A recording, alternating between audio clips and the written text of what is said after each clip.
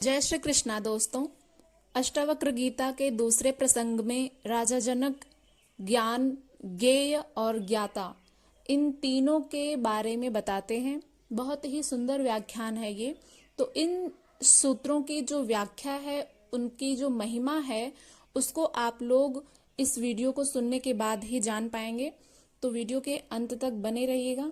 ये वीडियो बहुत ही महत्वपूर्ण है और ये सूत्र भी बहुत महत्वपूर्ण है, तो वीडियो को लास्ट तक जरूर सुनिएगा। उसके बाद इसके बारे में जो आप लोगों के विचार हैं, जो आप लोगों का फीडबैक होगा, उसको जरूर इसके कमेंट बॉक्स में कमेंट करिएगा। चलिए प्रारंभ करते हैं। राजा जनक कहते हैं, ज्ञानम ज्ञेयम तथा ज्ञाता तृतीयम नास्ति वास्तवम अज्ञानाद् भाति यत्रेदम सोहमस्मि निरंजनः। राजा जनक कहते हैं, ज्ञान, ज्ञेय और ज्ञाता ये तीनों यथार्थ नहीं हैं। जहां ये तीनों अज्ञान से ही भासते हैं अर्थात प्रतीत होते हैं। मैं वही निरंजन हूँ। आगे वे कहते हैं कि जो जाना जाता है उसे ज्ञान कहते हैं। इन तीनों में अंतर समझिए। राजा जनक कहते हैं कि जो जाना जाता है उसे ज्ञान कहते हैं, जिसे जाना जाता है वह ज्ञेय कहलाता है, तथा जो जानने वाला है वह ज्ञाता कहलाता है। अब इसको एक उदाहरण के माध्यम से हम समझाने का प्रयत्न करते हैं। जैसे परमात्मा को जानना है, तो जिसे जाना जाता है वो ज्ञेय कहलाता है, तो परमात्मा यहाँ पर ज्ञेय है। और जो जानने वाला है वह ज्ञाता कहलाता है। तो जो परमात्मा के विषय में जानना चाहते हैं वे लोग ज्ञाता कहलाएंगे। और जो जाना जाता है, परमात्मा के विषय में आपने क्या जाना, क्या सीख मिली आपको, वो कहलाता है ज्ञान। तो आशा करते हैं इन तीनों में आपको अंतर समझ में आ गया होगा। हालांकि ये तीनों ही शब्द एक जैसे प्रतीत होते हैं, लेकिन इनमें अंतर है। तो जो जाना जाता है उसे ज्ञान कहते हैं, और जिसे जाना जाता है वह ज्ञेय कहलाता है, तथा जो जानने वाला है वह ज्ञाता कहलाता है। किसी वस्तु के ज्ञान के लिए ये तीनों आवश्यक हैं, अन्यथा ज्ञान नहीं हो सकता। इसी प्रकार कर्ता, कर्म, क्रिया, भोक्ता, भोग्य और भोग आदि की त्रिपुटी है। इन तीनों में से कोई एक रहता है तो उसके अन्य दो का होना आवश्यक है। जैसे यदि ज्ञान रहेगा तो उसके लिए ज्ञेय और ज्ञाता का होना आवश्यक है। यदि ज्ञेय रहेगा तो ज्ञान और ज्ञाता का रहना आवश्यक है।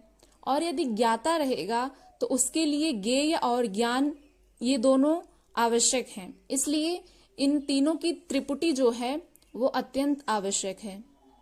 उदाहरण के लिए, यदि भोक्ता है और भोग्य पदार्थ नहीं है तो वह भोग किसका करेगा? फिर तो वह भोक्ता भी नहीं रहा, क्योंकि भोक्ता तो वो तभी कहलाएगा जब वह किसी विषय वस्तु का भोग करेगा। तो इसलिए भोक्ता वो इसलिए कहलाएगा क्योंकि वह किसी वस्तु का भोग कर रहा है। कोई ज्ञाता इसलिए कहलाएगा क्योंकि वह किसी वस्तु का ज्ञान प्राप्त कर रहा है। और ज्ञान किसका प्राप्त कर रहा है? जिसके विषय में वो ज्ञान प्राप्त कर रहा है वो ज्ञेय कहलाएगा।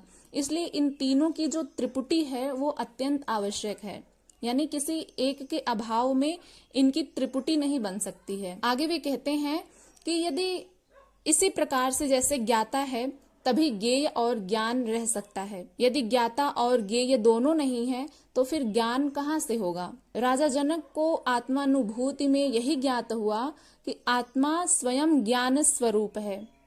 उसे अन्य किसी ज्ञान की अपेक्षा नहीं है। उसके लिए जानने योग्य कुछ भी नहीं है, क्योंकि वह सर्वज्ञाता है। उसके जानने से सब जाना हुआ हो जाता है। यानी जो व्यक्ति आत्मा को जान लेता है, समझिए कि वह सब कुछ जान लेता है, क्योंकि जिसे आत्मबोध हो गया उसे इस सृष्टि के बारे में सब कुछ पता चल जाता है। इसीलिए तो राजा जनक के मन में जो प्रश्न थे कि मुक्ति कैसे मिलती है, ये मोक्ष क्या है, जन्म मरण का चक्र क्या है, इन तमाम प्रश्नों का उत्तर जो है अष्टावक्र गीता के माध्यम से, ऋषि अष्टावक्र जी के वचन के माध्यम से इन प्रश्नों का समाधान मिल जाता है। राजा जनक को आत्मबोध हो जाता है। इसलिए वे कहते हैं कि जिसे आत्मबोध हो जाता है उसके लिए सब कुछ जाना हुआ हो जाता है। जब तक अज्ञान है तभी तक ज्ञान की आवश्यकता होती है। मैं स्वयं आत्मा हूँ, ज्ञान स्वरूप हूँ, अतः आत्मा के लिए ये तीनों यथार्थ नहीं है। मैं आत्मा होने से निर्दोष हूँ, अतः मुझे ज्ञान की आवश्यकता नहीं है। ज्ञान तभी आवश्यक माना जाता है जब अज्ञान हो, और जब हम स्वयं को जान जाते हैं तो ज्ञान की भी आवश्यकता नहीं रहती। ना वहां पर ज्ञान की आवश्यकता रह जाती है, ना ज्ञेय की, ना ही ज्ञाता की।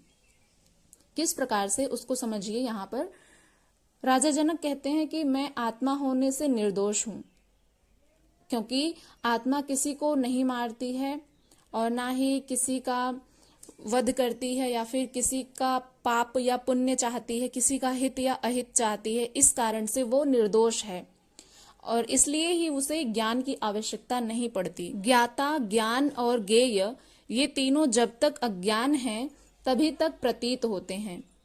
ज्ञानी के लिए ये मिथ्या है। अज्ञानी को ही ज्ञान चाहिए होता है। यदि उसे ज्ञान चाहिए तो किसका ज्ञान करना है? वह वस्तु भी तो होनी चाहिए, फिर ज्ञान प्राप्त करने की क्रिया भी करनी पड़ेगी। आत्मा चूंकि स्वयं ज्ञान है, वह दुनिया के सभी ज्ञानों का ज्ञान है, अतः वह स्वयं किसका ज्ञान करे? अतः उसके लिए ये तीनों यथार्थ नहीं हैं। ये अज्ञान होने से ही भासते हैं, अन्यथा नहीं। अभी जो हमने त्रिपुटी के बारे में पढ़ा कि ज्ञान, ज्ञाता और ज्ञेय ये तीनों त्रिपुटी का होना अत्यंत आवश्यक है, लेकिन किसके लिए? जो अज्ञानी हैं, जिनको आत्मबोध नहीं है। लेकिन राजा जनक कहते हैं कि जिन्हें आत्मबोध हो गया है, जिन्हें ये मालूम हो गया है कि वे चैतन्य स्वरूप आत्मा हैं और स्वयं ज्ञान का प्रकाश हैं, उनके लिए इन तीनों त्रिपुटी की कोई आवश्यकता नहीं रह जाती। उसका अज्ञान शेष रह जाता है। अज्ञानी संसार की हर वस्तु का ज्ञान प्राप्त करना चाहता है, फिर भी सब कुछ जान नहीं सकता, इसलिए उसका अज्ञान शेष रह जाता है। किंतु आत्मज्ञानी ही सब कुछ जानकर तृप्त हो जाता है। उसे अन्य किसी ज्ञान की आवश्यकता नहीं रह जाती और ना ही किसी ज्ञान की अपेक्षा रहती है। अतः आत्मज्ञान ही परम ज्ञान है। यही इसका तात्पर्य है। जो आत्मा को जान लेते हैं वे अज्ञान से मुक्त हो जाते हैं। आगे राजा जनक कहते हैं, द्वैतमूलमहो दुःखम नान्यत् तस्यास्ति भेषजम् दृश्यमे तन्मृषा सर्वम् एकोहम चिद्रसोमलः। अर्थात अहो, ये आश्चर्य सूचक है। वे कहते हैं कि अहो, दुख का मूल द्वैत है। द्वैत क्या होता है और अद्वैत क्या होता है, इसमें अंतर समझिए। द्वैत होता है जहां पर दो वस्तुएं रहती हैं, और अद्वैत जो एक ही रहता है, एक सत्ता, और द्वैत जहां पर दो सत्ता है। तो दुख का मूल जो है वो द्वैत है, द्वंद्व में है। जो आत्मा और इस सृष्टि को अलग अलग मानते हैं, जो ये मानते हैं कि वे स्वयं परमात्मा से भिन्न हैं, इसलिए द्वैत जो है दुख का मूल है। उसकी औषधि अन्य कोई नहीं है। यह सब दृश्य मिथ्या है। मैं एक शुद्ध चैतन्य रस हूँ। रस अर्थात आनंद हूँ। तो चैतन्य जो है, चूंकि परमात्मा का जो गुण है, जो स्वभाव है, वो कैसा है? चैतन्य स्वरूप आत्मा है, आनंद का सागर है। इसलिए यहाँ पर राजा जनक कहते हैं कि मैं एक शुद्ध चैतन्य आत्मा हूँ और शुद्ध चैतन्य आनंद हूँ। जनक को आत्मज्ञान की उपलब्धि होने पर अद्वैत की अनुभूति हो गई और द्वैत जो था वो मिट गया। किस प्रकार से मिटा? क्योंकि जो द्वैत होता है, जिसमें संसारी, मतलब संसारी का अर्थ है जो सांसारिक मनुष्य हैं, वे स्वयं को परमात्मा से भिन्न मान लेते हैं और उनमें अंतर करने लगते हैं और स्वयं को कर्ता मान बैठते हैं, और कर्तापन अहंकार उत्पन्न कर देता है, जिसके कारण अहंकार के वशीभूत होकर के और इस सृष्टि में जितने भी विषय हैं, भोग हैं, उनकी तरफ मनुष्य आसक्त हो जाता है। इसी बात को राजा जनक कहते हैं कि आप चैतन्य स्वरूप आत्मा हैं, ना कि यह शरीर और मन है। ये जो इंद्रियों के विषय हैं आप वे नहीं हैं। आप क्या हैं? चैतन्य स्वरूप आत्मा। इसलिए अद्वैत की प्रतीति हो जाती है और द्वैत का भान जो होता है वो मिट जाता है। ये सारी भिन्नताएं समाप्त होकर एकत्व का बोध हो जाता है। मैं और मेरा का भाव छूट जाता है। इस अनुभूति के बाद राजा जनक कहते हैं कि संसार में दुखों का कारण द्वैत ही है। द्वैत का कारण है अहंकार, जिससे व्यक्ति अपने को अन्य प्राणियों से एवं परमात्मा से भिन्न समझता है। अभी अभी जैसा हमने बताया, तो इसलिए यहाँ पर वे इस भिन्नता से ही उसे लोभ, लालच, ईर्ष्या, द्वेष, घृणा, अपना पराया, संग्रह वृत्ति, सुरक्षा आदि अनेक बीमारियां होती हैं। इसलिए इनका इलाज कुछ भी नहीं है, इनकी कोई औषधि है ही नहीं। इन सबके मूल में अहंकार है। अहंकार मिटने से ही अद्वैत का बोध होता है। किंतु प्राणी अहंकार को तो मजबूत किए जाता है और बाकी बीमारियों का इलाज ढूंढते रहता है, जिससे कोई भी औषधि काम नहीं करती। जैसे यदि किसी को कुछ चोट लगी है या फिर कोई बीमारी है, तो जब तक उसके जड़ को नहीं पकड़ेंगे आप, तब तक उसका उपचार ठीक ढंग से नहीं कर सकते। इसलिए ये जो अहंकार है, विषयों के प्रति जो आसक्ति है, वो क्यों होती है? जब तक इसका हम मूल नहीं समझेंगे तब तक हम इसका पूर्ण रूप से उपचार नहीं कर सकते। मनुष्य अपने को अस्तित्व से अलग मानता है। क्यों? क्योंकि वह स्वयं को कर्ता मान बैठता है और कर्तापन से उसे अहंकार आ जाता है। वह चीजों को खंड खंड में देखता है। वह प्रत्येक मनुष्य को भिन्न भिन्न मानता है। वह समझता है कि मैं अकेला हूं और दुनिया मुझसे भिन्न है, मेरा अलग अस्तित्व है। ऐसा मानकर वह संपूर्ण अस्तित्व से संघर्ष करता है, प्रकृति पर विजय चाहता है। इसके लिए वह लूट खसोट, चोरी, हिंसा, हत्या सब कुछ कर सकता है। यह सब अपना अलग अस्तित्व मानने के कारण होता है। यदि ऐसा ना हो तो आप स्वयं समझिए कि जब मनुष्य स्वयं को आत्म चैतन्य मान ले और सभी प्राणियों में उसी चैतन्य स्वरूप को देखे, तो क्या वो हिंसा करेगा? क्या वो हत्या कर सकता है? नहीं कर सकता। ये अज्ञानवश ही वह स्वयं को इस प्रकृति से अलग मानता है। वो सोचता है कि उसका अस्तित्व अलग है, इसलिए वो ये सब हिंसाएं, हत्याएं आदि कर बैठता है। जब वह स्वयं की तरह ही सभी प्राणियों को देखेगा तो वो इन सभी कुकृत्यों से बच सकता है। राजा जनक आगे कहते हैं कि यही द्वैत है। द्वैत का अर्थ हमने बताया कि दो सत्ता जहां पर रहती है वहां पर द्वैत होता है। तो अब यहाँ पर मनुष्य स्वयं को इस प्रकृति से अलग मान लिया तो द्वैत हो गया। एक तरफ प्रकृति हो गई, एक तरफ वह मनुष्य हो गया। तो यहाँ पर द्वैत हो जाता है। द्वैत के कारण ही अहंकार उत्पन्न होता है और सारी भिन्नताएं जो हैं वो द्वैत के कारण ही होती हैं। तो मैं और मेरा का भाव आ जाता है, अपना पराया का भाव आ जाता है, लोभ, लालच, ईर्ष्या आदि का भाव आ जाता है और इसी से उत्पन्न होता है दुख। जैसा कि हमने इस श्लोक में ही पढ़ा कि अहो, दुख का मूल जो है वो द्वैत है।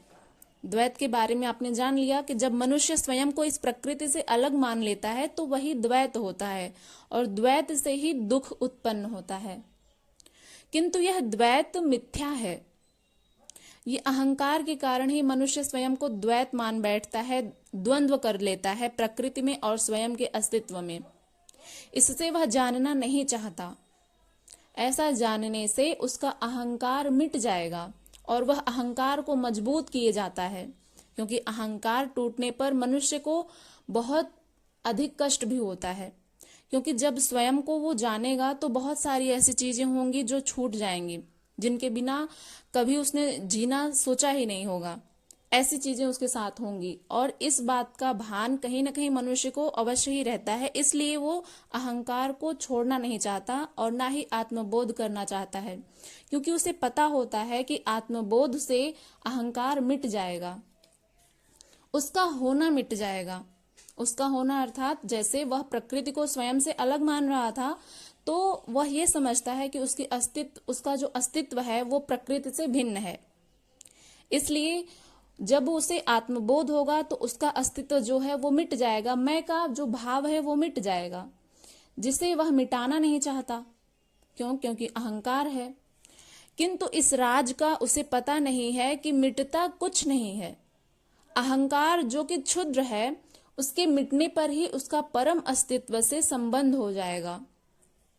लहर खत्म होकर समुद्र हो जाएगी, बीज मिटकर वृक्ष बन जाएगा, व्यक्ति मिटकर स्वयं समष्टि बन जाएगा और मनुष्य मिटकर परमात्मा बन जाएगा। और जो उपलब्धि होगी वह अनंत गुनी होगी। इसका ज्ञान न होने से वह शूद्र को पकड़े हुए है। शूद्र क्या है? अहंकार। जिस क्षण मनुष्य यह जान लेता है कि मैं उस अखंड का हिस्सा हूं, मैं इस अस्तित्व से भिन्न नहीं हूं, उस दिन उसे समग्रता का बोध हो जाता है और उसके सारे दुख विलीन हो जाते हैं।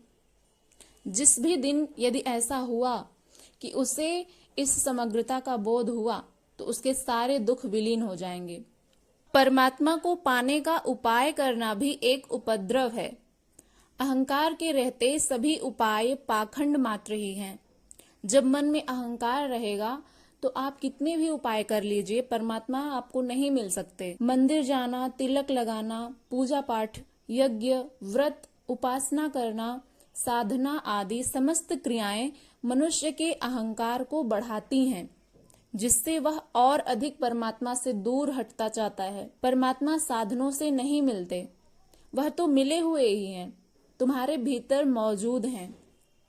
वह अज्ञानवश प्रत्यक्ष नहीं हो रहा है, उस पर धूल जम गई है। धूल किसकी? इस सृष्टि में जितने भी विषय, भोग, आसक्ति के जो परत है, जो अहंकार का परत है, जो धूल है, उसके कारण आत्मा जो है वो इन्हीं के नीचे दब गया है। वह प्रत्यक्ष नहीं हो रहा है, वह अज्ञानवश प्रत्यक्ष नहीं हो रहा है, उस पर धूल जम गई है, जिसे हटाना मात्र है। इसके हटते ही वह दिखने लगेगा। उस समय तुम्हें अद्वैत की अनुभूति होगी, जिस प्रकार से राजा जनक को हुई, और तभी होगा सुख और तभी होगा आनंद। केवल अपनी आंखें खोलने और अपने वास्तविक चेहरे को पहचानने की आवश्यकता है। इसमें गुरु का इतना ही महत्व है कि वह साधक का भ्रम तोड़कर उसे सत्य का दर्शन करा देता है। जनक को इस समग्र का बोध हुआ, अद्वैत का बोध हुआ। वह जाग उठे और कहने लगे, मैं शुद्ध चैतन्य रस हूँ। सृष्टि का सारा भ्रमजाल टूट गया। यह सब गुरु कृपा से ही संभव हुआ। ये वीडियो यदि आपको पसंद आई हो तो इसे लाइक करिएगा, शेयर करिएगा और अपना फीडबैक जरूर दीजिएगा। और इसी तरह की वीडियोस देखने के लिए इस चैनल पर यदि आप पहली बार विजिट कर रहे हैं तो इसको सब्सक्राइब करके बेल आइकन को प्रेस कर लीजिएगा, ताकि आने वाली हर वीडियो की नोटिफिकेशन सबसे पहले आप तक पहुंचे। मिलते हैं इसी तरह की अन्य वीडियो के साथ, तब तक के लिए अपना ध्यान रखिएगा। हरे कृष्ण।